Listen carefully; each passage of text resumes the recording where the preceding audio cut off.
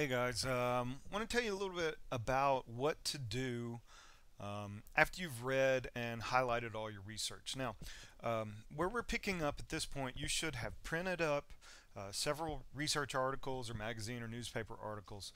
You should have printed those out, read them, highlighted, marked them up, underlined stuff that you find relevant. In other words, sort of mark them up a little bit to figure out what it is you want to use out of them.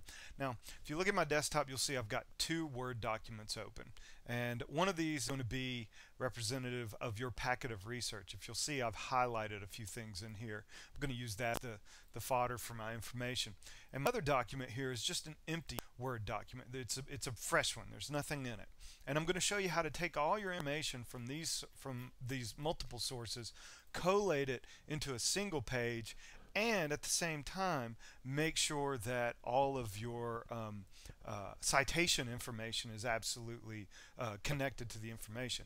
Now here's the simple rule: whenever you take a piece of information and you move it from one article to another piece of paper, anytime that information, you need to keep the citation information, that is the publication, the author, and all that stuff, it needs to be stuck to it like a tattoo. That's how we're going to make sure that we use give proper references and avoid plagiarism. So I'm just going to do it with one article, but assume that the same process is repeated with multiple ones. So let's go over here to our packet of information. If you'll see down here, I've got about 30 pages of information. I think it's about 7 or 8 articles total.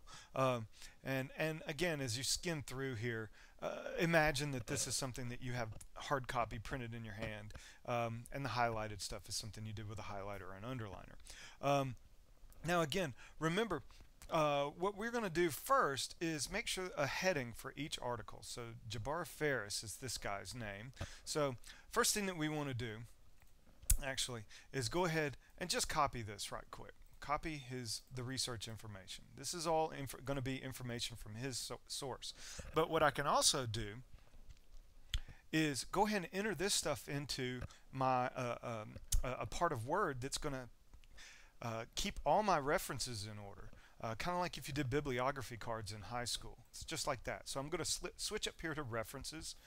I'm going to make sure the style right here is on the latest edition of MLA. Yours may have MLA 7th. That's good. Just use the most recent one. And I'm going to click Manage Sources. And this wizard pops up, and it just tells me what information do you want in here. So here's the stuff I want to enter. I want to put a new one in. This is an article in a periodical. New Scientist is an article, a periodical. And I'll type his name in normally, Ferrisjbr. Excuse me, my microphone's moving here. The title of the periodical is New Scientist. Oh, excuse me. That's I'm putting that into the title. That's where I need to put the title of the article. The title of the article is Eating Greens Alters Genes. Okay, and New Scientist, the year is 2011, the month is October, the day is 1st, and oh, excuse me, notice here volume and issue. Volume and issue, that goes in with your periodical title. And what we'll do is put 212.2832. That's the volume and issue. And we don't have any information about page numbers, and if sometimes that's the case, and that's okay. So I'm going to hit OK. Now it's entered into this resourcing. Now what I'm going to do, I'm going to go ahead and close it. And what I'll do is I'll take all my highlighted information from this article. Here's some, and I've just kind of picked this stuff at random. Okay, so don't think that that there's any logical thing going on with what I'm doing here. It's just a demonstration. Put this here, and what I want to do is anytime there's two sides to citation. Up here, again, I'm just sort of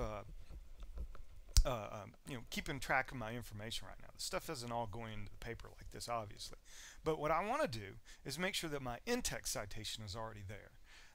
So I can hit Insert Citation, and we'll see his there, and I'll click it. Boom, and it's already there. Now I can rewrite this, I can quote this, I can paraphrase this, I can use this however I need to in my article, whether I keep it the same and put it in quotes, or whether I put it, ideally, what you should be doing, put it into your own words, but the citation remains there, and it'll always be there. Now that's just one example of this one. We'll skim through. I might have, yeah, there's another highlighted one. Let's take it, highlight, stick it over here, paste. I'm going to go ahead, insert another citation. Boom. Now notice again, if I've entered 4 or 5 of these in here, when I click this button, all 4 or 5 will show in the list here, and I can choose between them. In fact, let's go ahead and put another one in just very quickly. Let's see here. Let's scroll down to a new one.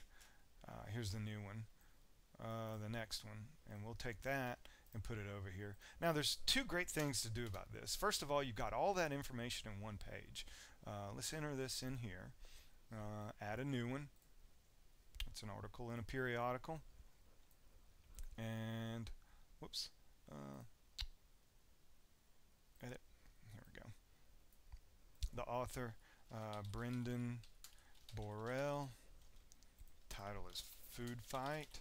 Periodical title is Scientific American. It's volume 304, issue 4. The year is 2011. The month is April. There is no day. There are no pages listed. That's okay. We'll leave it like this. Yes, update them both.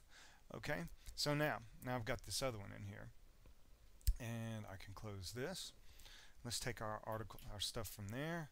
Again, I'm just picking stuff at random, just as a demonstration. Put it in there. Go ahead, insert my citation. Notice it's the different article. Boom, there. Let's pick another one, just for the heck of it. Now, what happens in this process is a couple of things. First of all, insert my citation. First of all, what you will end up doing, and I can go back and delete all of this. What you end up doing is taking 30 pages of articles and boiling it down to a page or 2 of notes. And then what you should be doing is taking these notes and start organizing them like you would in an outline. And in the meantime, you're taking these cut and pasted pieces, writing them in your own words, paraphrasing them, quoting them. I've got another PowerPoint about that you should look at.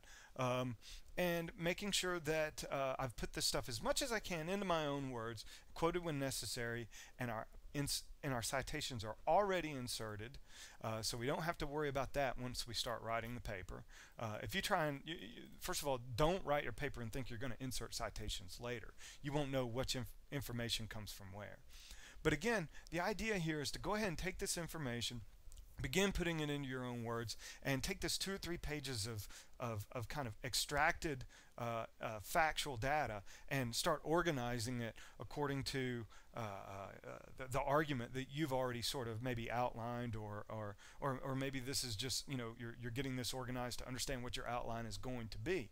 But bottom line is, this is how you keep all of your information collated into a single, easily manageable document. And you can take this, start shaping it into a paper, start writing between the notes and inserting your own facts, your own arguments, your own logic, and your own conclusions and summaries, and turning this collection of notes into a paper itself. Now, just later on down the road, what I can also do, I can go ahead and do it now if I wanted. We'll start a new page. Is I can do more than just create my in-text citations and manage my sources. I can actually go ahead and create my works cited page. Now here's my works cited page. I just go up here to the same part in references, click bibliography, works cited, click on that, and boom, it builds my works cited for me. If I've got 10 sources here, it puts all 10. If I got 20, it puts all 20.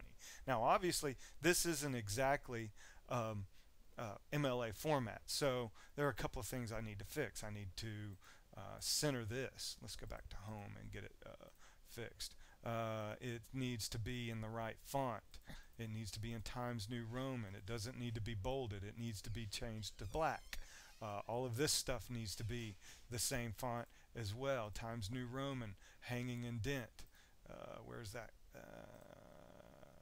Oh, it's not going to let me do that. Here it is, hanging. Boom, there it is. This is going to be centered, you know. But now, let's fix the spacing. It needs to be double spaced. These need to match. And now I've got my works cited page generated too, and you don't have to type it the long way.